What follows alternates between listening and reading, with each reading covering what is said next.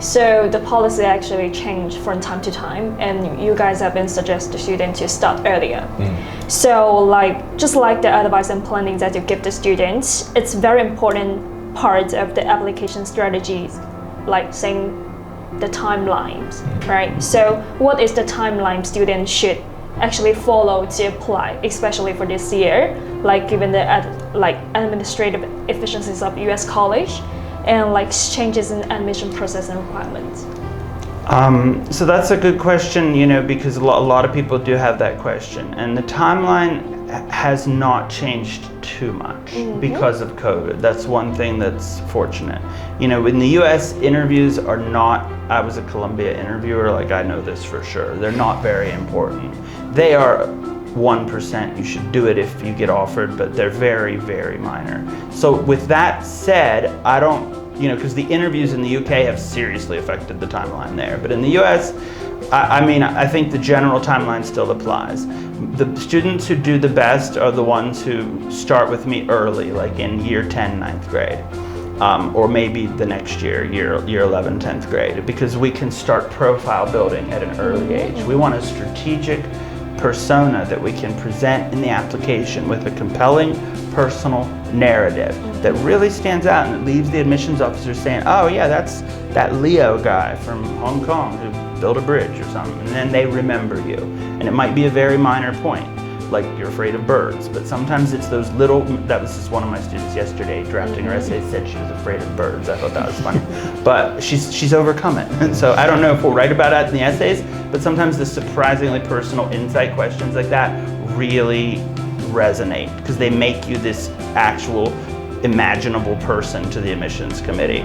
So that profile building should start early, 9th or 10th grade. I don't charge a different price if you start working with me in the last year versus the first year of high school, because I think it's very valuable to start early.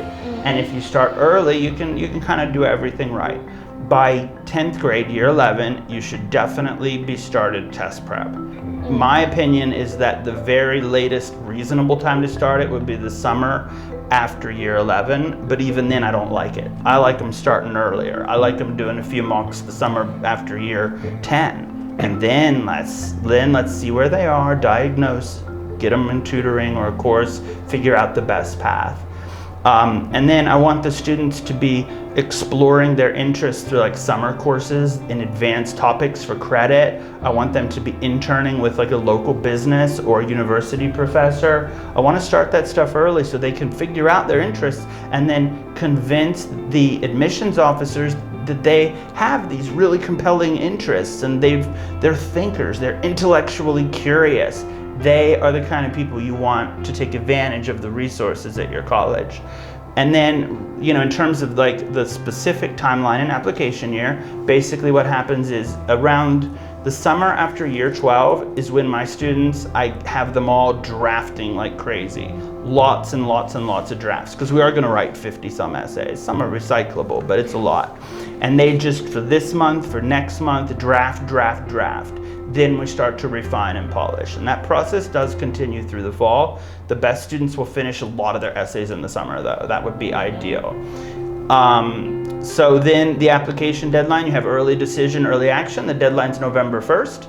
And then you have the regular decision deadline December 15th. And then right in between, you have the University of California, November 30th. Super important deadline. So we gotta hopefully have 80% done by the end of August. Please, students, if you're listening, you will feel much more in control in the fall. Sure. Yeah, and as far as test prep goes, I really agree with what Collin's saying. The timeline doesn't really change much. When you first take the exams, it should still be after you have finished your grade 10, year 11. But preparation, it's very, very important. One thing I will want the parents to understand is that preparing early doesn't mean you want to send your kids to take the actual exam early. I think one of the pitfall of these parents thinking that, I need to do it early, so let's send my kids to take the SAT and ACT in grade 9, grade 10. Number one, the students haven't really learned enough to tackle these tests, and they have not been mature enough to actually be sitting through these kind of really, really intensive tests. So it's okay to prepare them early, but don't send them doing these tests in a real exam situation, because it's going to be very, very tough to these kids. Yeah. I would also just add, remember, once I agree with that 100%, wait till year 12, beginning of year 12 to take the test, but prep earlier. However, there's 5 schools in the Ivy Plus who require all scores. Everybody else either super scores or only takes your best score. Those schools are Yale, Penn, Cornell, Georgetown, Stanford. Other than those 5, every single school will not have any idea how many times you took it. So once you get to year 12, I encourage students to take it a lot, unless one of those 5 is like really their first choice, then maybe keep it under 4. Even then though, they like seeing that you worked for it and improved. Yeah, exactly. So Leo, to be specific, Yes. How should students prepare for their standardized test during this time? Yeah, I think 3 words for these students. I think the first one they have to really keep in mind is perseverance. Like Collin and I keep saying, this is a test that you can work your way up. This is not something that you say, oh, I don't have the IQ for it, so I'm never going to get better at this. No, this is something you can actually work for. So putting that perseverance in there, keep looking for materials to help you find it. Study what you have done. Most of the questions still asking for subjects and ideas that you have learned in school. Math is basically just recycling a lot of different questions that you have gone through in your whole, high school years.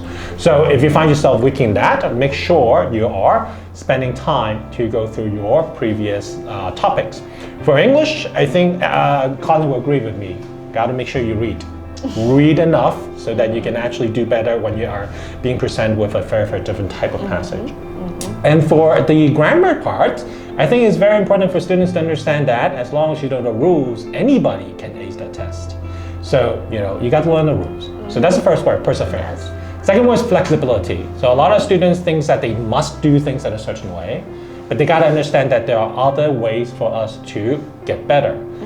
If you need help, ask for it. That's what we do at the Edge Learning Centers. We have courses that help students focus on what to learn, what to review, and how to answer these questions, right? Collin said that these are tests that you can actually prepare for. One of the ways to know what the test is like, prepare for it early so that you know how to do it on the real exam. And the last word is determination. I think a lot of students need to first understand what is the score they need to get. They need to have that aim, have that goal, and just work on it. They cannot procrastinate.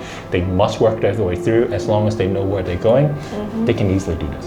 Great, great. 100% agree. That's really good advice. Absolutely. If you send your students here, look this guy up.